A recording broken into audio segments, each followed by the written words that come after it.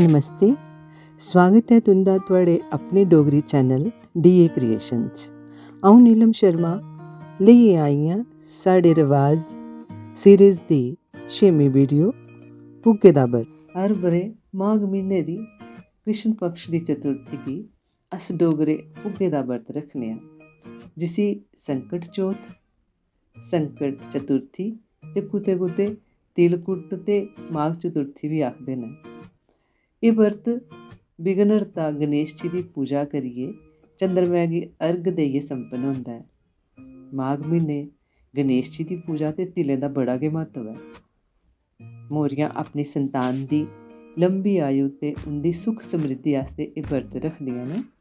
पूरा दिन निराधार बर्त रक्खियै रातीं चंद्रमा चढ़ने पर अर्घ देने दे परैंत्त गै पानी दा घुट्ट पींदियां न।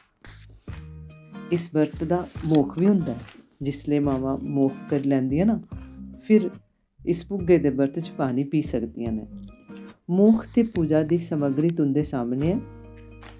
सभनें शा पैह्लें तिल ते गुड़ दियां बनी दियां 4 मठूनियां ते 1 लड्डू ते कुछ खु'ल्ला भुग्गा गणेश जी आस्तै ते बाकी लड्डू ठाकुर जी, ञ्याणे ते घरा दे मुखिया दे।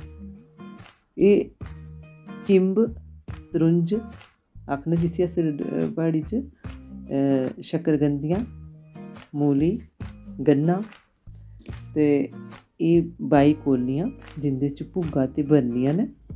भांडे 7, जनाना मर्दाना कपड़े, सुहागी, गैह्ने, चप्पलां 2, हवन ते पूजा दी समग्री। एह् सब पूजा विधि हवन करने दे परैंत्त परोह्ता गी देई ओड़ने ते कौलियां, भुग्गा, बरनियां अपने पूजकें गी देइयै भुग्गे दा बर्त संपूर्ण करने आं ते गणेश भगवान जी दा आशीर्वाद लैन्ने आं। ते इस चाल्ली अस डोगरे एह् भुग्गे दा बर्त रक्खियै मावां अपने बच्चें दी लंबी आयु, उं'दी अच्छी सेह्त, उं'दी सुख समृद्धि आस्तै गणेश जी दी कृपा, गणेश जी दा आशीर्वाद लैंदियां न।